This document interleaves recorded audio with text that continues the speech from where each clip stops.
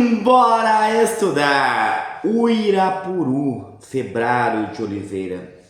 Febrário de Oliveira é um escritor muito jovem do Mato Grosso do Sul.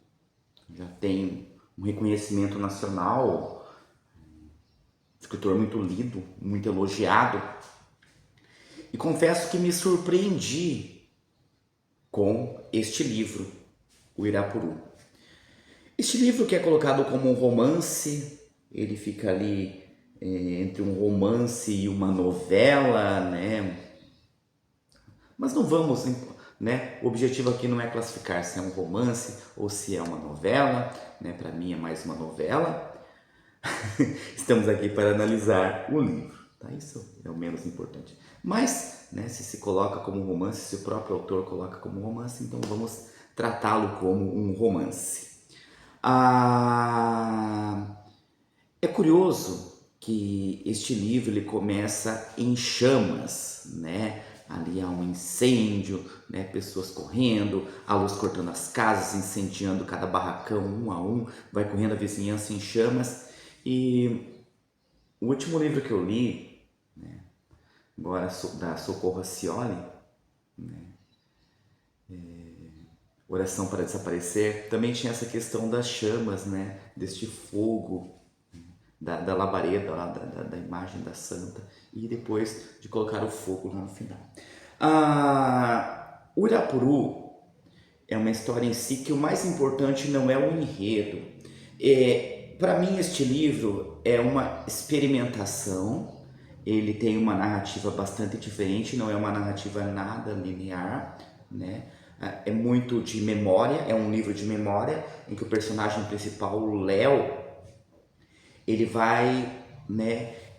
Eu diria que é uma busca por identidade.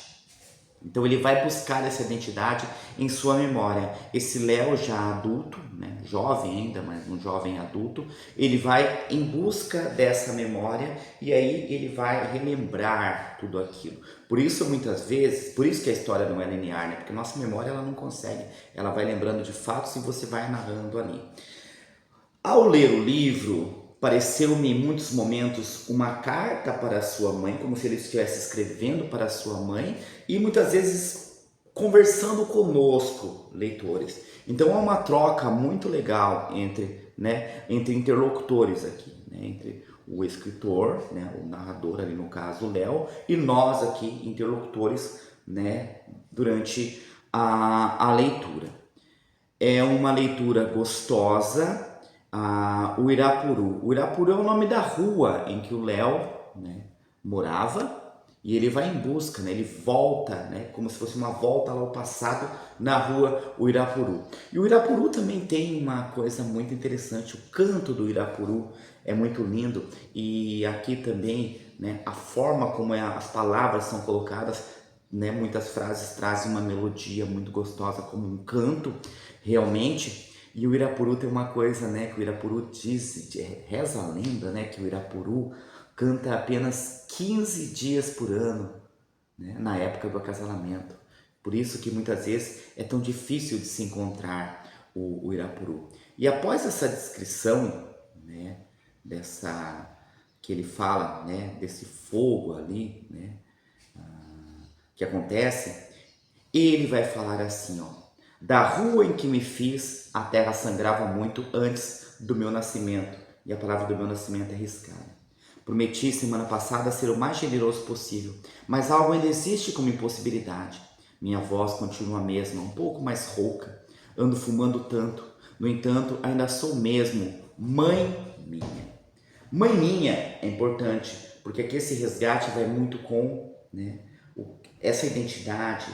Ele perde muito por perder a mãe. E ele chama de mãe minha. Ele tem essa troca, ele fala minha mãe. Mãe minha. Essa é uma história que vai falar sobre violência policial, sobre violência no local. O Uirapuru antes era uma ocupação, né? Foi uma ocupação. E era muita violência policial. E a sua mãe, ela acaba sendo assassinada ali, né? A sua mãe grávida dele, ele acaba nascendo uma criança sem mãe, criada pelo pai. O pai é uma pessoa estúpida, né? Que ele conta aqui que ele ouvia o pai batia nele e ele, né, fala que o pai dava tapas em mulheres com que o pai estava ali, né? Mas aqueles tapas parecem não doer. Será que nas mulheres ele batia mais devagar? Então ele está descrevendo lá que ele via o pai dele fazendo sexo com mulheres. É mais ou menos isso que ele quer dizer aqui. Léo então cresce com uma espécie de sentimento de culpa pela morte da mãe, né? E ele parece que ele não tem esse pertencimento ao lugar. Então ele vai em busca de contar essa história, né?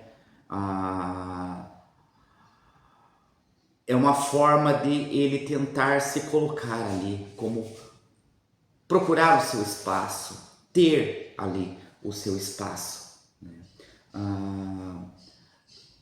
Léo sofre bastante na infância, até que o momento ele descobre o amor, só que o amor dele ele descobre com um menino, um menino chamado Dinho. Até tem uma brincadeira lá, né, que chamam-no de Viadinho, né, o menino lá.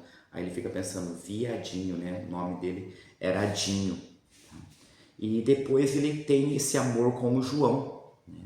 João já mais na fase adulta ali, ele tem esse amor com o João, e esse amor ele é vivido daquela forma como há brigas, há discussões, né? Até uma briga mais feia ali em que eles se separam e ele fica pensando na volta, né? Na volta desse João, e sempre tem essa busca pela mãe. Em todos os momentos ele está buscando a mãe, ele chega a pedir desculpa. Tem a questão da religiosidade também, né? Onde ele até faz umas brincadeiras ali com algumas orações católicas. Ele se pergunta por que aquele homem da cruz, né, o Cristo ali, não faz nada, por que a vida dele é tão dolorosa daquela forma. Como eu falei, é um romance difícil de se falar, né? Colocar assim, vou fazer um resumo e vou iniciar. Por quê? Porque ela não é uma história linear, né? Como eu disse a vocês, em muitos momentos ela é um texto experimental, né? Ele é até um texto experimental. Eu vou ler o final do romance aqui para vocês, tá?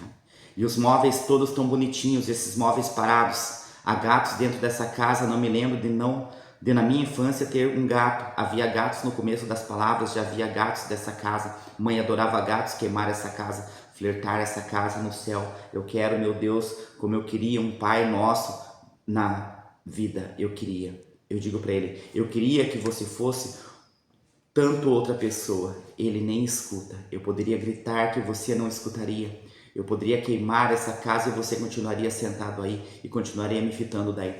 Pessoal, perceba que eu estou lendo desse jeito porque o texto é assim, tá? Ele não tem pontuação, uma outra vírgula ali, mas a maioria do tempo ele é assim, direto, como se fosse, né, aquela coisa do personagem ali, do narrador estar, eu vou fazer isso, né, estar ansioso e fazendo algo ali que é queimar aquilo tudo, né? Então, continuando aqui. Também eu quero que tudo queime, eu quero tudo em odds mínimas, Hilda Hilst, né? Ele cita um livro de Hilda Hilst que ele tinha anteriormente, né? A culpa toda queimando, também eu quero que tudo queime, eu quero o verbo a se repetir, até todas as coisas ferirem o ar de Uirapuru, rua nossa de nascimento e morte.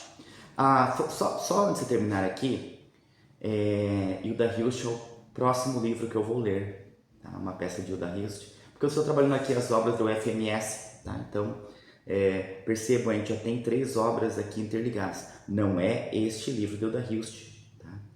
Eu estou lendo Aves da Noite, tá? Então, eles citam um livro de Hilda Hilst, eu não estou dizendo que é este livro, tá? Continuando aqui, então, a leitura. Onde eu parei? E pega a gasolina, a casa toda molhada, Pai nosso que estás no céu, molha a casa e os porta-retratos, não tem uma foto minha aqui. Então perceba, não tem uma foto minha aqui, né? Aquela coisa dele buscar identidade, como se ele estivesse pondo fogo na casa antiga dele. Não tem nada que lembre dele lá, né? Então ele não pertence àquele lugar. E acendo o fósforo, e Pai nosso que estás no céu, eu era uma criança e já não sou uma criança. E acendo o fósforo, e Pai nosso, e acendo o fósforo, e a casa e o fogo todo, e aqui agora lugar nenhum me cabe mais. Aqui agora lugar nenhum me cabe mais. Como que eu vejo esse incêndio aqui? Como uma grande metáfora. Tá? Na verdade, não é que ele foi lá e botou fogo na casa antiga. É como se a partir daquele momento ele resolve tirar tudo ali dele. Eu não vou mais carregar isso aqui. Tá? Eu vou queimar isso aqui não me pertence. Eu sou outra pessoa, eu não sou isso aqui. Eu não tenho que ficar apegado a isso. Tá? Então, é dessa forma que eu vejo aqui o final deste livro. Ufa, beleza pessoal? Então se chegou até o final aí, tá? Curte o vídeo, se inscreve no canal se não se inscreveu ainda, tá? Comenta aí o vídeo que me ajuda bastante. Me segue nas redes sociais, claro, se você quiser, @sidcleinagasawa. Eu espero que vocês tenham gostado deste vídeo, por enquanto é isso e simbora estudar!